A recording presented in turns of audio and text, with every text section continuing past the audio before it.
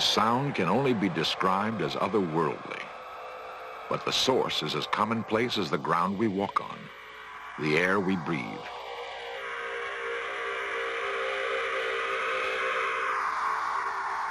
The sound comes from plants through sensitive electronic devices which translate fluctuations of energy.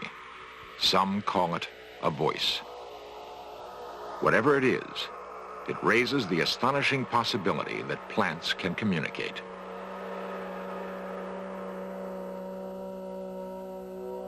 If plants can communicate, what are they saying? To whom or what are they talking? And how can we communicate with them?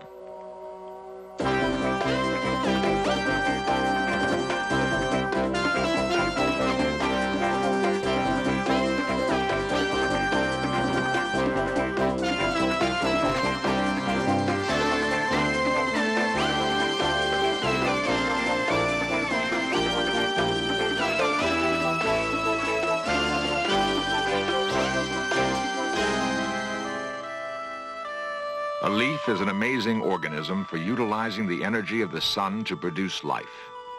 Now we learn that a leaf may also have something remarkable to tell us, if only we listen. This series presents information based in part on theory and conjecture. The producer's purpose is to suggest some possible explanations, but not necessarily the only ones, to the mysteries we will examine.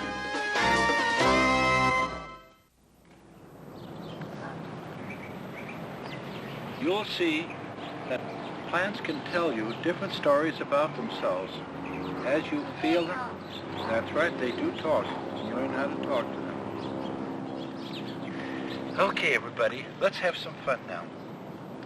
You take your hand and just put it above the plant and just do this slowly. Do plants feel? Children often have an easier time grasping a new concept. They tend to be less skeptical, more accepting of phenomena outside the normal range of human experience. It's an energy that the plant is sending back to you. As you have a heart... Marcel Vogel believes that plants do have feelings, feelings that man can share. But boom, boom, boom. Now plants have a heartbeat too. Plants give... Vogel is a research chemist in San Jose, California. He has devoted years to studying plant behavior with sophisticated machines and with what he calls his mind's inner eye. The green thumbs among us have always known there was more to growing things than the right alchemy of soil, water, and sunshine. They seem to have some special communion with plants, an ability to make them thrive. The so-called brown thumbs don't seem to be able to do that.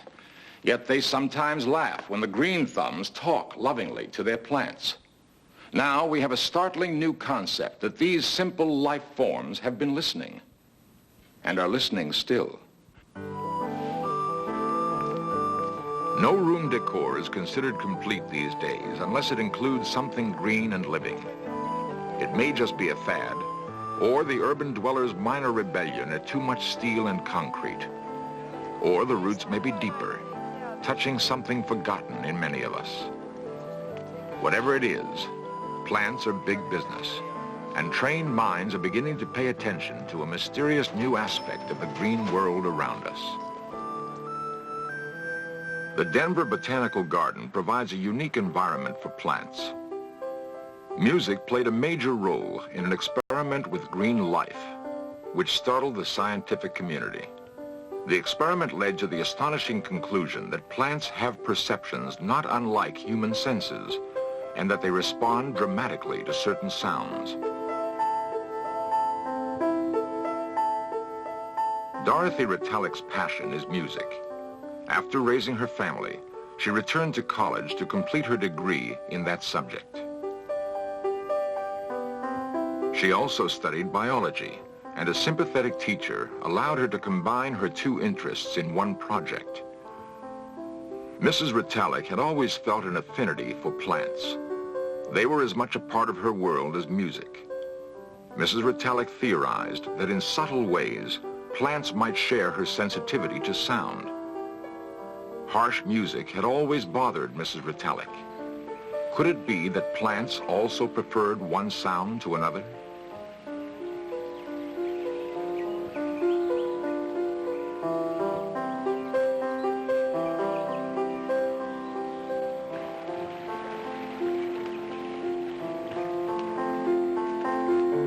The experiment she devised to test her question has been duplicated many times, almost always with the same remarkable results. I always used 75 plants in every experiment. There were some vegetable plants, some flowering plants. I used green beans, squash. For the filming, used our Colorado carnations, petunias, marigolds. I used a great many different kinds of plants, so it is not just by chance that these things are happening.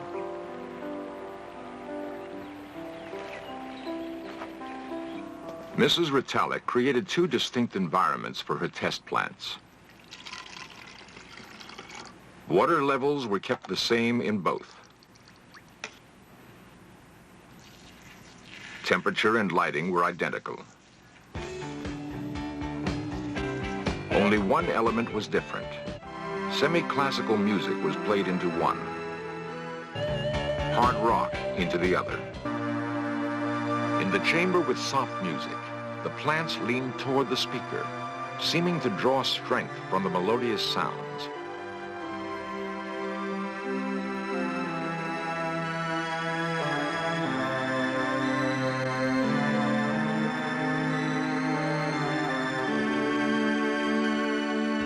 Chamber with rock music, the plants shrank away and eventually died. Time-lapse photography represents the reactions of the plants over several days. The results are unmistakable. Test conditions could only mean that it was the quality of the music, not the volume, that determined the reaction of the plants. The plants, it seems to me, are trying to tell us something. If plants hear, how do they hear? Certainly there's nothing in the plant world like the human ear and mind, but perhaps there's something else. A way of hearing that doesn't involve receiving and interpreting sound waves. What we call a sound wave is merely one form of energy, but scientists know that energy takes many forms. Kendall Johnson is a specialist in Kirlian photography, a technique for making the invisible visible. Kirlian photography is the popular name for maybe what is better known as electrical photography. Think about putting a leaf on a piece of film, lay the film on the dresser, the table in your house, and sneak up on the little leaf and spark it. And when you develop the film in the normal way, what results is an image on the film that looks very much like the leaf.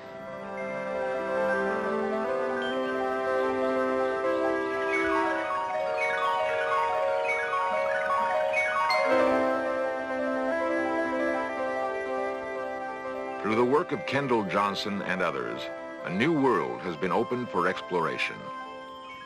Perhaps the aura captured photographically is the force others say they have felt with their hands, recognized in their mind's eye.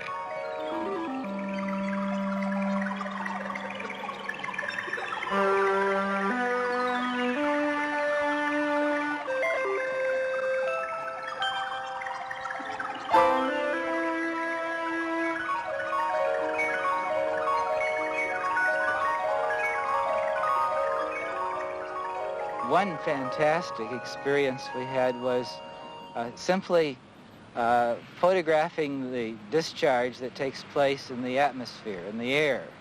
Air is very necessary for these images. If there's no air, if there's no atmosphere, there's no image. We simply exposed the film to this discharge, and the result was a patterning that was incredible. It looked very much like a scene on the desert in the winter, a Zen garden, the way trees grow, and the impact of that image still is very vivid in my mind. And I wonder Is this saying something about the way patterns of energy perhaps predefine the way physically things develop? Kirlian photography not only creates these beautiful designs of energy, but it becomes very interesting when people interact with objects when these images are made. And one example of that would be what we call a green thumb series of experiments. We would pluck a leaf from a plant and make a picture, and then we'd scratch it, and then we'd make another image on film. And what would usually happen is that over a period of time, the leaf would gradually fade. But what we'd do then is, using the same type of leaf, ask someone who had the reputation of having a green thumb, you know, somebody that can grow anything. We asked them to hold their hand above the mutilated leaf. And with many of these people, rather than the leaf becoming dimmer, it actually became more brilliant. The profound implication is that the energy depicted by Kirlian photography works both ways. The finger of someone noted for skill and sensitivity with plants has a bright aura. The finger of a person who's had little success with plants represents a marked contrast. Maybe having a green thumb or a brown thumb means more than anyone realized, that a touch can convey as much information as volumes of words. As if somewhere in between this very personal world, the one that I feel, the one that I live in, and the other world that the ordinary world that we live in every day, that's me and the world's out there. There's this whole new other possibility, and that's very exciting. Can plants also speak? If so, can we learn to decipher this other voice?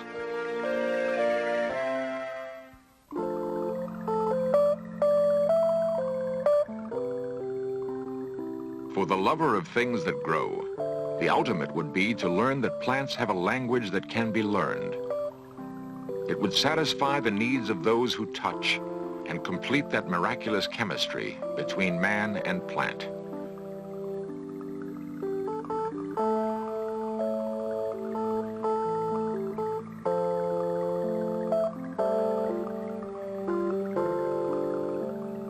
Aristotle and Plutarch thought that trees had perceptions, that they were capable of passion and reason.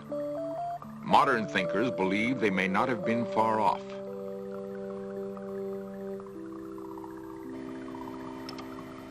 Cleve Baxter has spent more than 25 years researching the behavior of plants. All right, now we're going to use a pair of electrodes that are regularly used on people, but now are mounted between this C-clamp. Baxter is a polygraph expert and has conducted lie detector tests for the Army and the CIA. The polygraph is essential to his work with plants. This is a conventional piece of polygraph equipment of which we're using only 1/3, the galvanic skin response section. Now I'm going to activate the chart drive on the equipment and turn up the sensitivity and balance in the plant between these electrodes. Now, the tracing we're getting now represents the plant.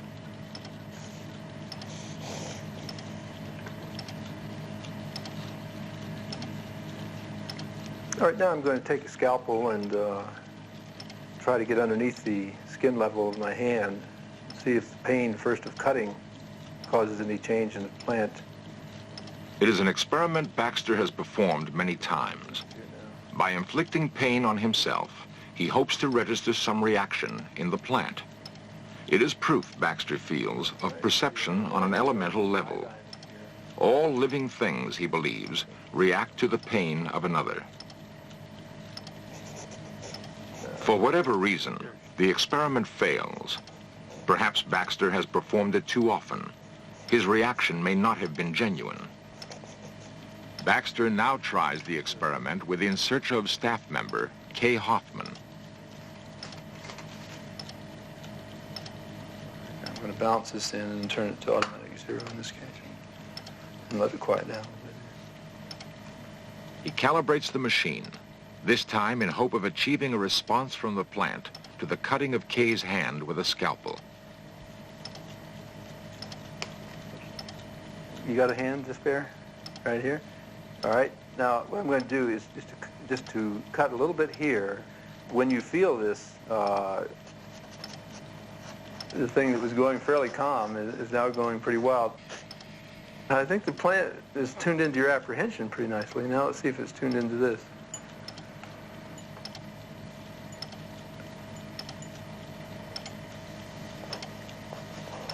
Now, I'm going to put some iodine in there.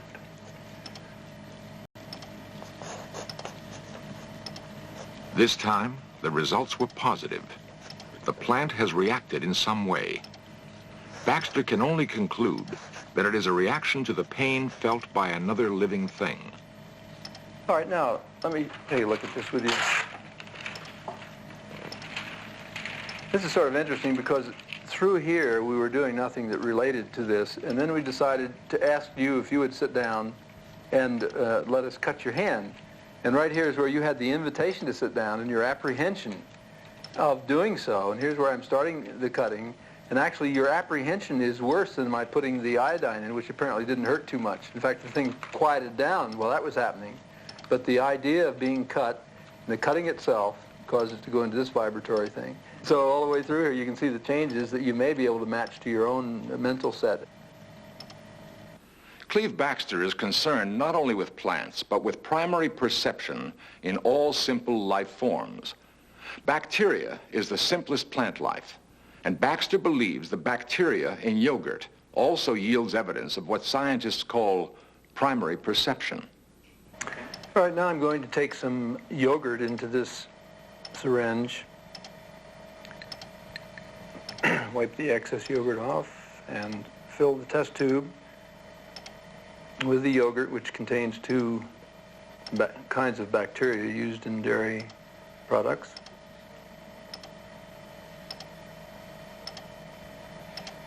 And I'm going to take the two silver wires that are being held and clamped into place by this little device, put the two silver wires down into the yogurt, and place them steady position with this little clamp. Baxter sees no difference between wiring the finger of a person to his lie detector machine and wiring a beaker of yogurt. The yogurt is alive too. Leads, little alligator clips. But does the simple life form at work in the yogurt have feelings?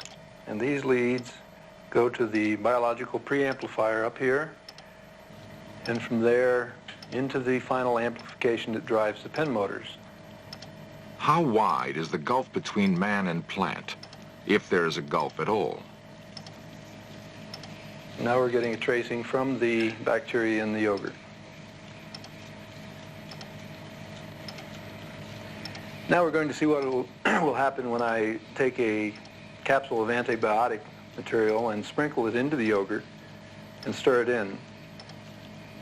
And as I stir it up, we'll see if it has an effect.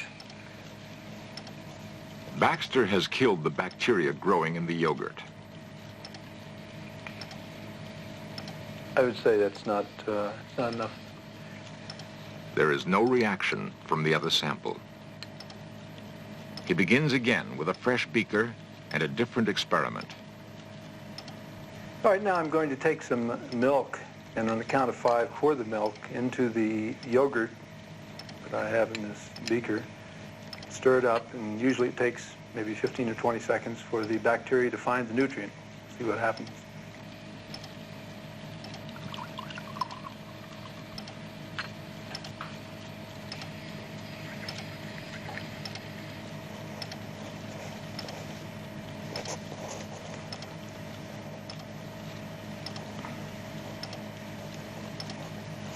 You have about a 15 or 20 second delay, and then this is the kind of activity you get here.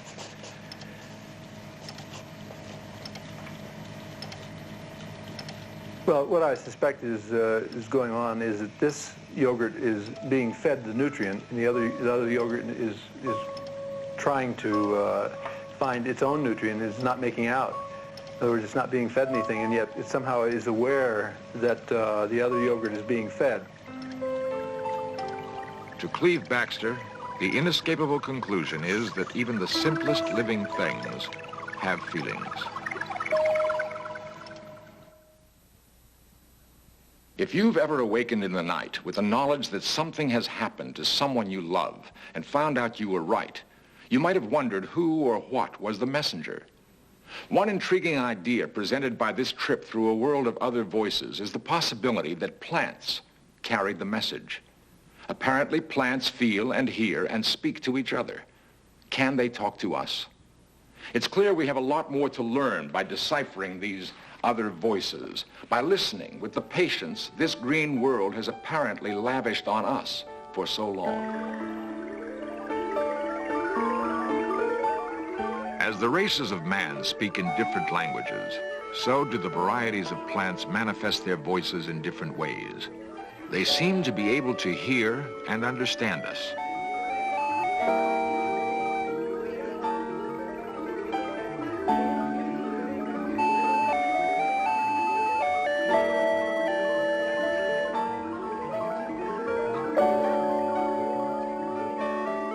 For the time being, however, we must listen to them through our machines.